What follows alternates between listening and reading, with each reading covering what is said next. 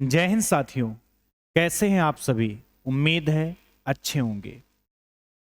मैं अजय सिंह आज आप लोगों को बताने वाला हूं एयरफोर्स XY ग्रुप क्या होता है, इसकी सैलरी क्या होती है, एग्जाम पैटर्न कैसा होता है, कितने क्वेश्चन आते हैं, कौन कौन से सब्जेक्ट आते हैं। यानी कुल मिलाकर अगर आपको एयरफोर्स के विषय में कोई भी जानकारी चाहिए तो ये एक वीडियो पूरी कंप्लीट जानकारी आपको दे देगा। अगर फिर भी कोई डाउट बचता है तो आप कमेंट बॉक्स में बोलेंगे तो मैं उसको भी नेक्स्ट वीडियो में बता दूंगा कि आपने मतलब जो भी पूछा होगा। तो इसमें क्या क्या हम योग्यता, एग्जाम पैटर्न, पोस्ट कौन कौन सी होती है, सैलरी कैसी होती है, आयु क्या होती है, सिलेबस कौन फॉर्म भर सकता है, कौन फॉर्म नहीं भर सकता, संपूर्ण जानकारी होगी। कौन कौन से आप स्ट्रीम से किए हुए, पीसीबी होगा कि पीसीएम होगा या आर्ट्स वाले भी भर सकते हैं। तो लास्ट तक आप वीडियो पे रुके रहिए, कोई भी ऐसा आपका क्वेश्चन नहीं होगा जो इसमें कवर ना हो। ठीक है, चलिए शुरुआत करते हैं।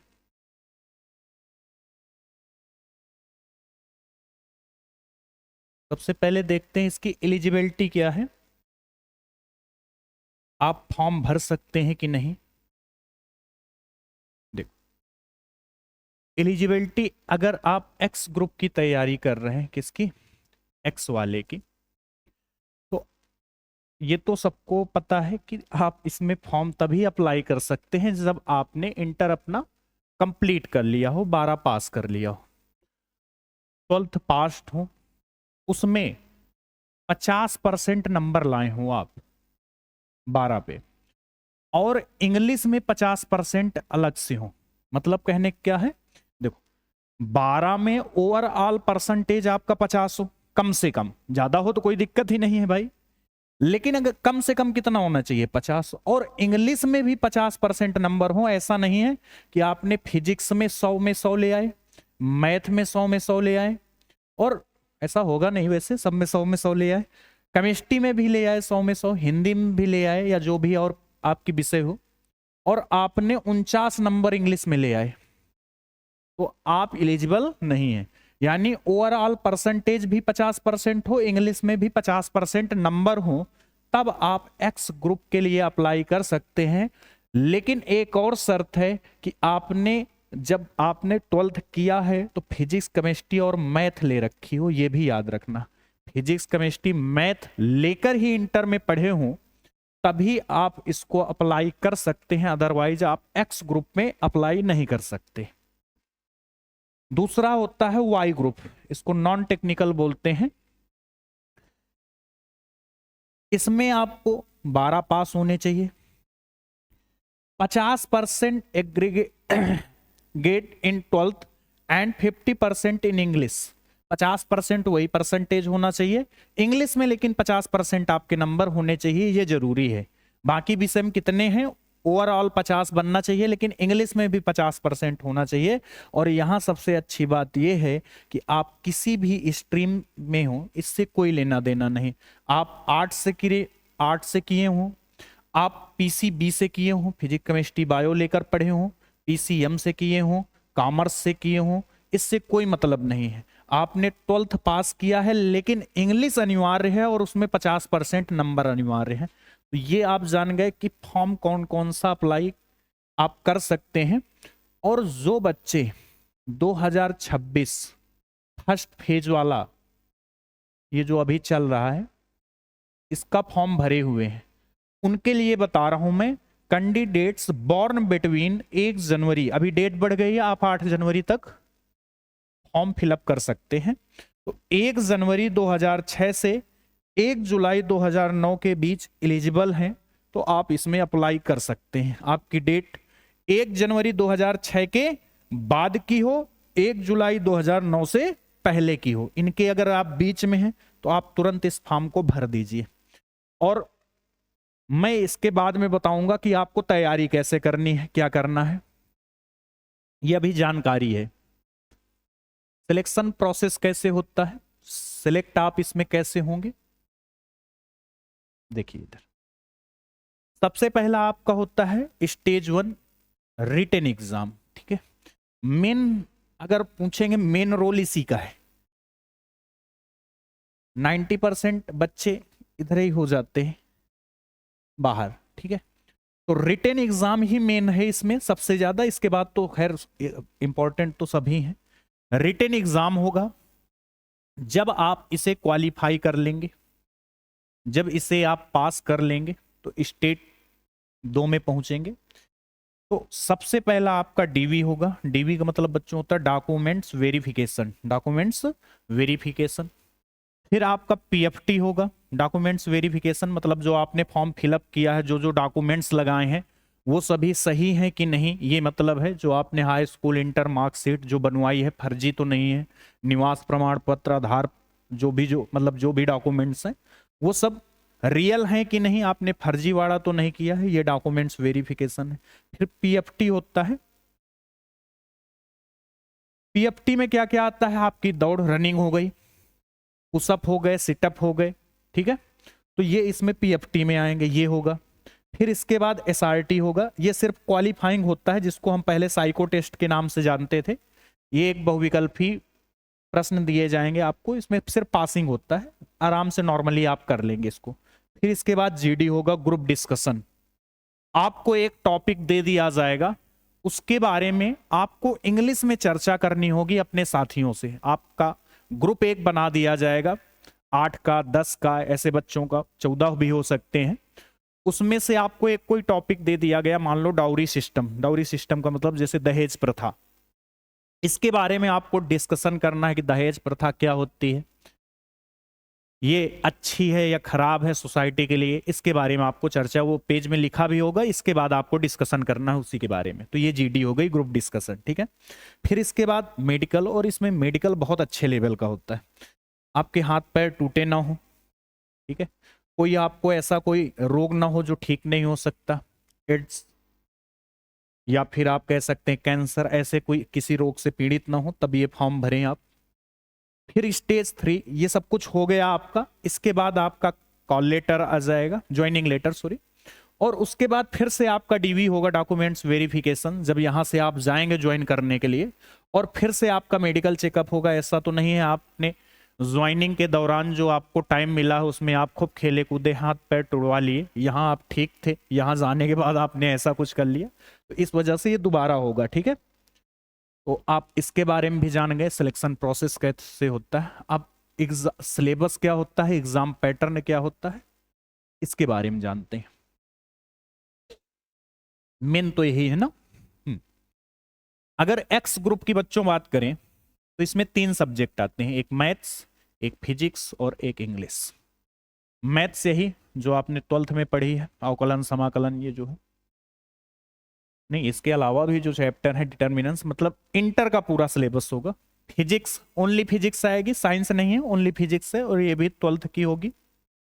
इंग्लिश आप 12th नहीं कह सकते, पूरी इंग्लिश जितना होता है इंग्लिश में, ठीक है। देखो इसके बारे में भी चर्चा कर देंगे बाद में, अगर टाइम मुझे लगा कि एग्जाम में इसमें कौन कौन से टॉपिक आते हैं, इसमें कौन कौन से आते हैं, इसमें कौन कौन से आते हैं, सभी टॉपिक आपको नहीं पढ़ने हैं।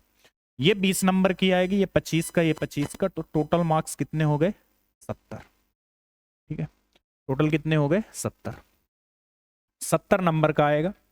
और इसके लिए आपको 60 मिनट दिए जाएंगे, ठीक है। 70 क्वेश्चन आएंगे आपके और 60 मिनट दिए जाएंगे। तो ये इधर लिखा है, ड्यूरेशन होगी 60 मिनट की।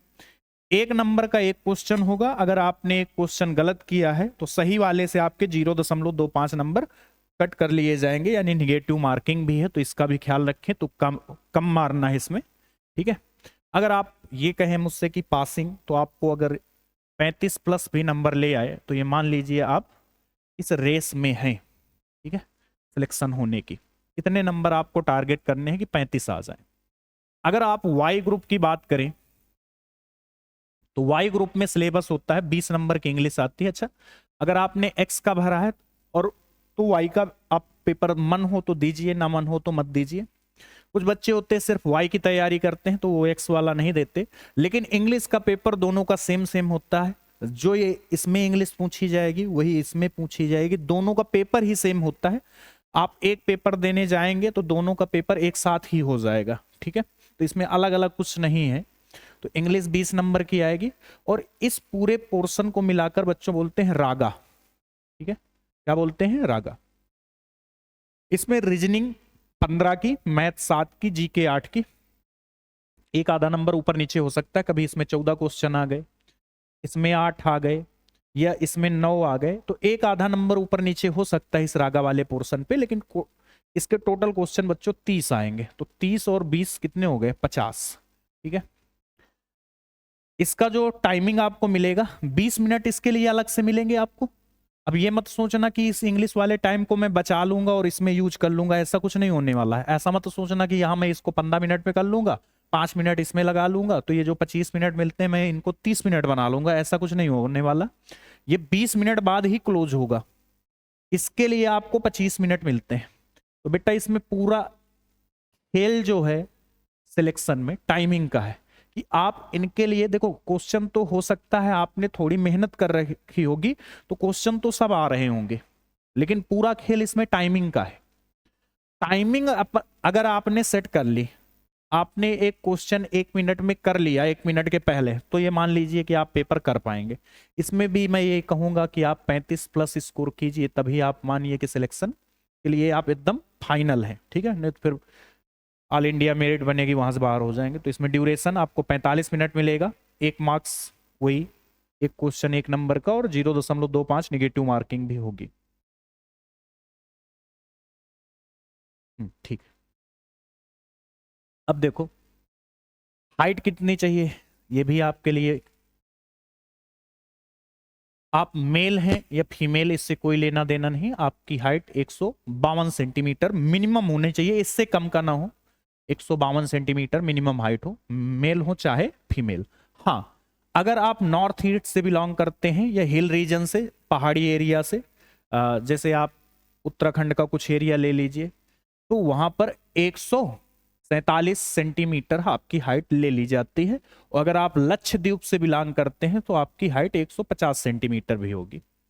अगर चेस्ट की बात करें तो मेल कैंडिडेट्स के लिए मिनिमम चेस्ट 77 सेंटीमीटर होना चाहिए, और एक्सपेंशन जो फुलाव है, जब हम फुलाते हैं ऐसे करके, तो 5 सेंटीमीटर का होना चाहिए। ठीक है, जब चेस्ट आप फुलाते हैं तो वो कितना होना चाहिए, एक्सपेंशन 5 सेंटीमीटर। ठीक है, ऐसे 77 सेंटीमीटर।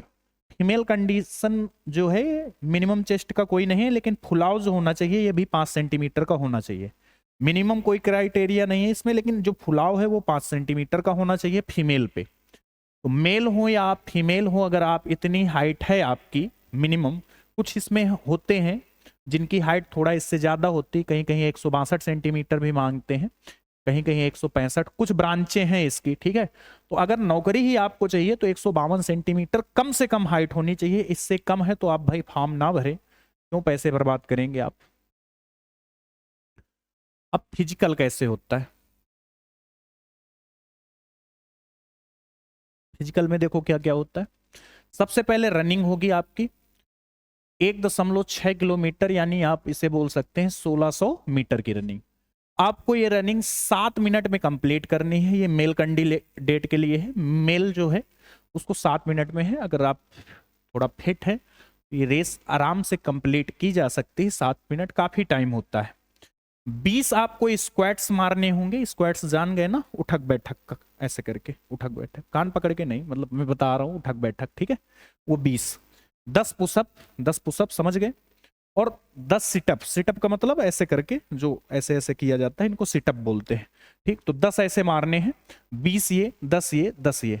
लेकिन इनकी टाइम ड्यूरेशन भी देखना है, आप गलत तरीके से ना मारे, 1-1 मिनट में मारने हैं। तो इसके पहले इसकी प्रैक्टिस करके जाएं, क्योंकि वहां पर कभी कभी जब आपसे करवाया जाता है तो कभी कभी आप बाहर भी हो सकते हैं इन चीजों से भी। अगर आप फीमेल हैं तो आपको ये रेस कंप्लीट इतनी ही करनी होगी, लेकिन आपको टाइमिंग 8 मिनट दी जाएगी। तो ये तो भाई मेल के साथ गद्दारी है, ऐसा तो समानता होती है। चलिए कोई नहीं, 15 स्क्वाट्स अप्स। ठीक है, ये आपको जैसे यहां पर इनको 20 उठक बैठक करने हैं तो इनको 15 करने हैं 1 मिनट में ही, तो 5 यहां कम कर दिए गए। यहां 10 सिटअप इनको भी करने हैं, 10 सिटअप इनको भी करने हैं, लेकिन यहां टाइमिंग इनको 1.5 मिनट मिलेगी, यहां इनको 1 मिनट मिलता था। ये लिखा है छत्रपति शिवाजी डिफेंस एकेडमी, ये कोचिंग है। अगर कोई ऑफलाइन ज्वाइन करना चाहता है तो यहाँ ज्वाइन कर सकता है।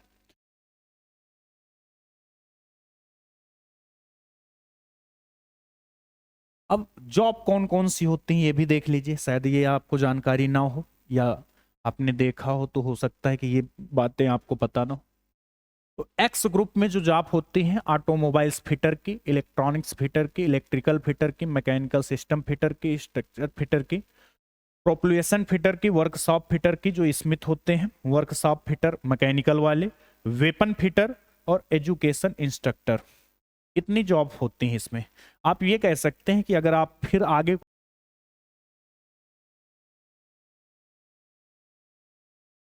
यहाँ पढ़ाई भी काफी करनी होगी, ठीक है।